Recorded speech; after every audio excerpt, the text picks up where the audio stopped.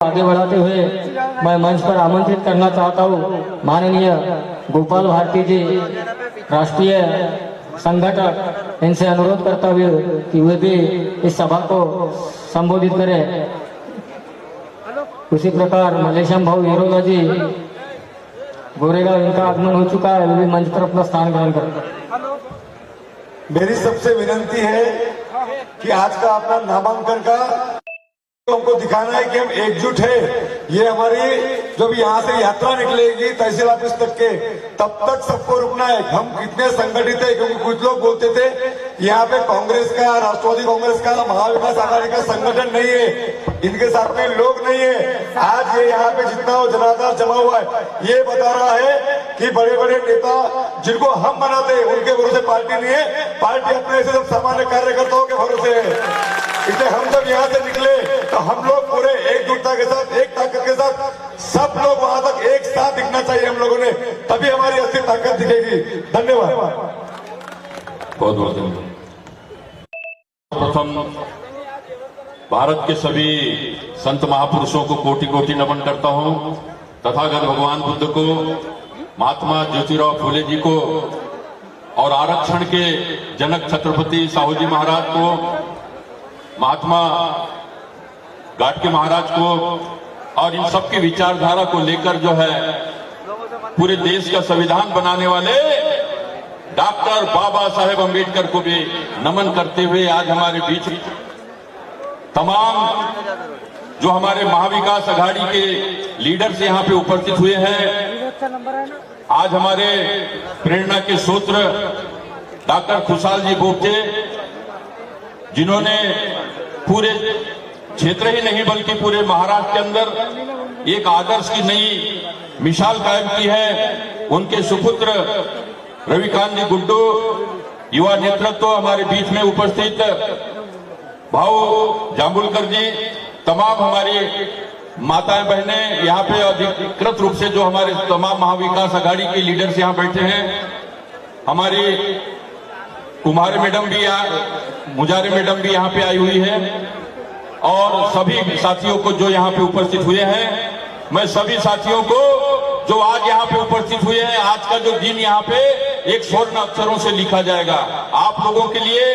गालिब ने एक शेर कहा है, लोग कहते हैं जमाना बदलता है, मर्द वो हैं जो जमाने को बदल देते हैं। साथियों, हम आज यहाँ पे एक इतिहास रचने के लिए यहाँ पे एकत्रित हुए हैं। ये हमारे अभियान की शुरुआत है और आप लोग भले ही उधर छांव के तरफ से उधर बैठे, कोई बात नहीं, लेकिन हम लोगों को सबको याद है कि आप लोग जो है एक ऐसे नेतृत्व को यहाँ पर मारने के लिए यहाँ पर उपस्थित हुए हैं जो इस देश के संविधान की, भारत राष्ट्र की और इस देश के इंसान की रक्षा करने के लिए यहाँ पे उपस्थित हुए हैं। आपको मालूम होगा इस देश के अंदर आप लोगों को भारतीय जनता पार्टी जो तरह तरह का जो है लाडली बहना का, लाडली पिता का और ये लालच देके जो हर प्रकार का जो लालच देती है, ये असल बात भारतीय जनता पार्टी इस देश के अंदर जो है ये जो है शैतानियत का राज कायम करना चाहती है। मजदूर किसानों को समझना होगा, 700 किसानों को मौत के घाट में उतारने वाली भारतीय जनता पार्टी, जब किसानों के 3 बिल जो है वहां पे काले बिल जो पास किए गए थे, काले कानून बनाए गए थे, तब उनका जो संघर्ष हमने किसान यात्रा के तौर से निकाला। वहां पे 750 जो किसानों को वहां पर जो शहीद होना पड़ा, आपको समझना होगा इस देश के अंदर जो है संविधान को खत्म करने के लिए 400 पार का नारा लगाने वाली भारतीय जनता पार्टी को हमने जो है संविधान का जो है रक्षा के लिए हमने आंदोलन किया और आज जो है महाविकास आघाड़ी ने हमारे संविधान की रक्षा का आंदोलन हाथ में उठाया और आज राहुल गांधी जी ने भी संविधान को हाथ में उठाकर कह दिया कि संविधान से देश का राज चलेगा। हिंदू मुसलमान की लड़ाई करवा के भारतीय जनता पार्टी, जाति पाति की लड़ाई करके भारतीय जनता पार्टी इस देश के अंदर जो है जालिमों का राज लाना चाहती है। इस देश के अंदर यूरेशिया से 4000 साल पहले आए हुए विदेशी जो आतंकवादी थे, आज वो इस देश में सपोले जो थे आज साफ बन के जो है हमारे समाज को, हमारे भारत राष्ट्र को डस रहे हैं। जो राष्ट्र विरोधी हैं वो राष्ट्रवाद की बात करते हैं, जो देशद्रोही हैं वो राष्ट्रवादी बता रहे हैं। अरे भाई, ये हिंदू राष्ट्र की बात करने वाले हिंदू राष्ट्रवाद नहीं है, कास्टवाद है। सबको समझना होगा साथियों। जब सारे नेताओं ने मिलकर आजादी के बाद संविधान बाबा साहेब अम्बेडकर को बनाया, इसका नाम भारत राष्ट्र रखा गया था। ये भारत राष्ट्र है, ये हिंदू मुस्लिम सिख ईसाई राष्ट्र नहीं हो सकता।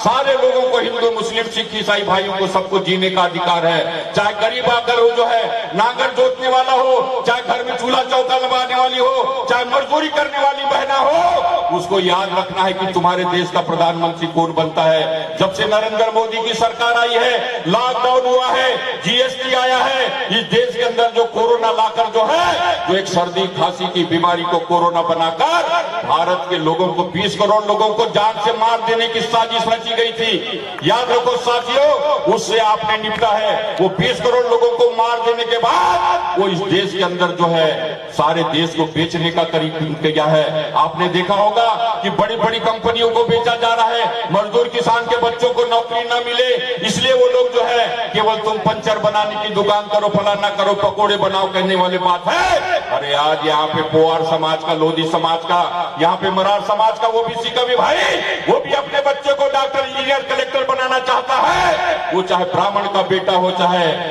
मोची का बेटा हो, चाहे वो पोआर का बेटा हो, सबको पढ़ने का अधिकार है। लेकिन भारतीय जनता पार्टी एक ऐसी बीमारी लेकर आई है जो इस देश के अंदर हिंदू मुसलमान जाति पाति का जो भेदभाव पैदा करना चाहती है। महिलाओं को जो है सती प्रथा के रूप में फिर से उसका पति मर जाएगा तो उसको जल जाने के लिए वो तैयारी कर रही है। इसलिए वो भारत के संविधान का विरोध कर रहे हैं, बलात्कारियों का राज ला रहे हैं, अत्याचारियों का राज ला रहे हैं। अरे अडानी अंबानी को पूरे देश को बेच रहे हैं। मजदूर किसान भाइयों जाग जाओ, ये देश हमारा है। सरफरोशी की तमन्ना अब हमारे दिल में है और देखना है ताकत कितने बाजुए कातिल में है।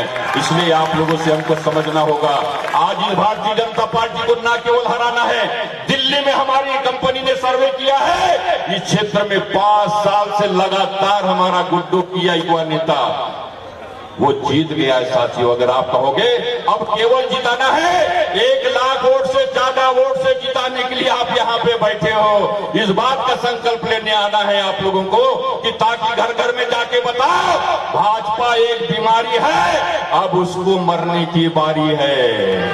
भाजपा एक बीमारी है, अब उसकी मरने की बारी है। याद रखो नारा अच्छी तरह से, भाजपा एक बीमारी है, अब उसके मरने की बारी है। सब रट लो भैया, घर घर में जाओ। ये बीमारी है जो जाति पाति पैदा कर रही है, जो हिंदू मुस्लिम पैदा कर रही है, नारी पुरुष में भेदभाव पैदा कर रही है, और ये तरह तरह के पाखंडियों को लाकर हमारे बीच में धर्म के नाम पे हमारे देश में जय श्री राम का नारा लगाते हैं और हमारी सीता माता को चुराते हैं।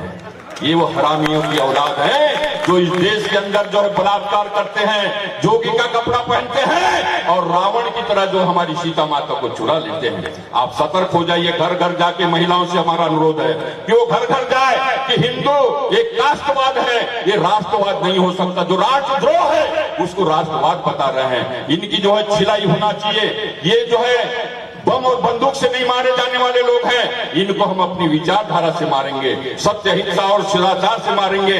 मैं कांग्रेसियों से कहता हूं, अरे जब लड़े थे गोरों से तो फिर क्यों डर रहे हो चोरों से?